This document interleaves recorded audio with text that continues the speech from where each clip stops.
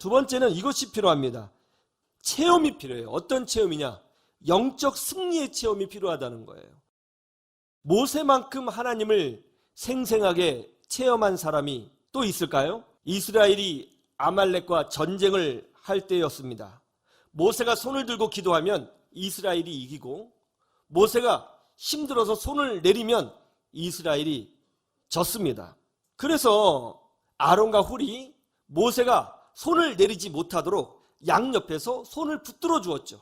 모세는 손을 들고 항복하는 마음으로 하나님께 열심히 부르짖었고, 그 결과 이스라엘이 아말렉을 무찌르고 승리하게 되었다는 거예요. 그런데 이 전쟁에서 이 전쟁을 이끈 장수가 누군지 아세요? 바로 여호수아입니다.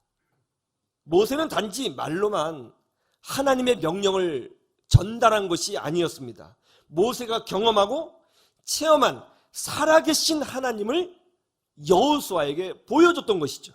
내가 삶으로 체득해서 얻는 영적인 지식은 그 어떤 것보다도 강력한 힘을 가지고 있습니다. 체험이 아주 중요한 거예요. 우리 손주아이 하늘이가 5개월 됐을 때입니다. 애가 막 우는 거예요.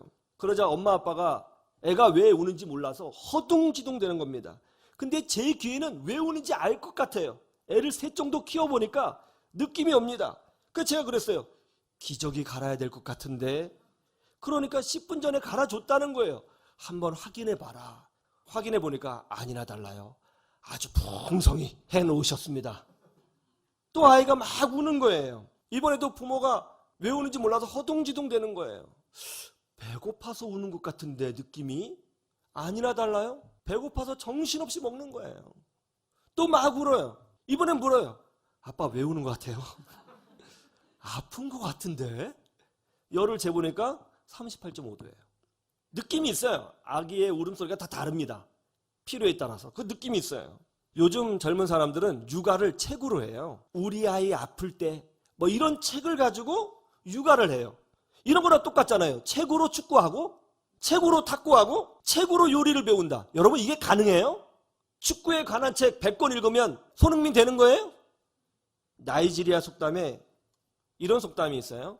아이 하나를 키우기 위해서는 마을 전체가 필요하다. 육아는 쉬운 것이 아니죠. 특별히 경험이 굉장히 중요합니다.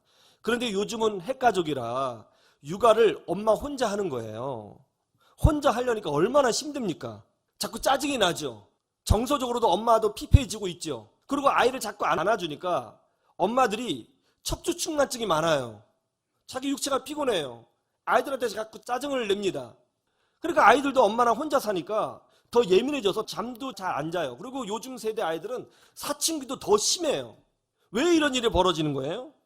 어르신의 경험들이, 그리고 이미 아이를 키워봤던 어른들의 체험이 전달되지 않았기 때문에 이런 일들이 벌어지고 있는 것입니다. 책도 중요하지만 체험이 정말 중요한 거예요. 체험이. 우리도 마찬가지입니다. 힘들고 어렵지만 믿음으로 살아서 승리한 체험, 승리한 경험, 그런 것이 있어야 우리가 다른 사람들에게 축복의 통로로서 더 크게 놀랍게 쓰임받을 수 있게 되는 것입니다. 고난이 올 때 포기하는 것은 굉장히 쉽습니다. 아픔이 올 때 무너지는 것은 아주 쉬운 거예요. 그러나 아픔이 오고 고난이 오고 절망이 왔을 때 물론 흔들릴 수는 있겠죠. 낙심할 수는 있겠죠. 어려워할 수 있겠죠. 분노할 수 있겠죠. 그것조차 없는 것 아니에요. 그럼에도 불구하고 다시 일어나고 믿음으로 기다려보고 인내하고 감사하고 기도하고 순종하고 인내해서 고난과 아픔을 믿음으로 이겨내는 승리의 체험을 여러분 모두가 다 소유할 수 있어야 되는 것입니다. 이런 영적 승리의 체험을 우리 자녀들에게 이야기해 줄 때에 자녀들이 변화되고, 남편에게 이야기해 줄 때에 남편이 변화되고, 아내에게 이야기해 줄 때에 아내가 변화되고, 주변 사람들에게 간증할 때 주변 사람들이 하나님의 은혜를 보게 되는 거예요. 그런 역사가 일어나기를 주님의 이름으로 축원합니다. 용인 기흥고에 한종원 선생님이라고 계셨는데요. 이분이 10년 전에 아주 끔찍한 교통사고를 당했습니다. 건널목을 건너는 중에 대형 버스가 와서 받아버렸고요. 그 밑에 깔리게 된 것입니다. 이 사고로 왼쪽 다리가 완전히 부서졌습니다. 병원에 가보니까 다리를 절단해야 한다는 거예요. 그래서 다리를 절단했습니다.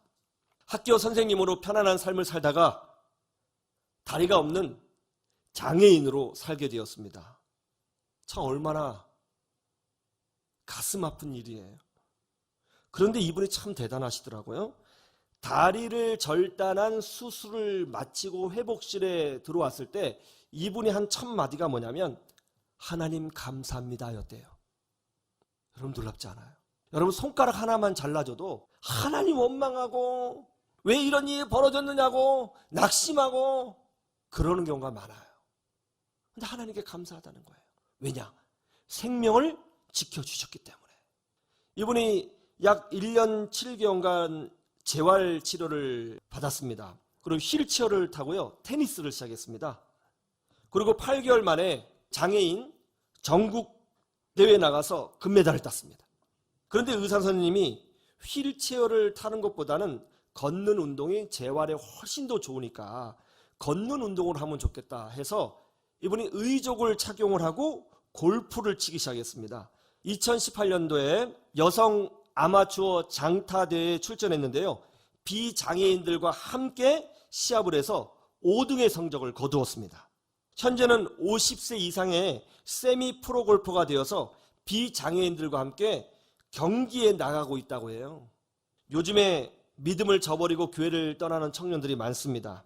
그런데 그 청년들이요, 이 한정원 선생님을 만나서 신앙 간증 이야기, 체험 이야기, 그런 이야기를 들으면요 눈물을 펑펑 흘리고 그 자리에서 회개하고 믿음으로 살겠다고 결단한다는 거예요. 그 이유가 뭐예요? 체험이 있으니까. 눈앞에 현장에 그 체험을 보고 있으니까 그 청년들이 그 체험 앞에 항복하더라는 것입니다. 하나님이 우리의 능력인 줄로 믿습니다. 하나님은 우리를 통해서 이 능력을 세상에, 이웃에 지금도 전달하고 계십니다. 여러분은 싫던 좋던 크던 작던 축복의 통로로 지금 쓰임받고 있습니다. 그런 은혜를 더 풍성히 누리시기를 주님의 이름으로 축원합니다. 축원합니다.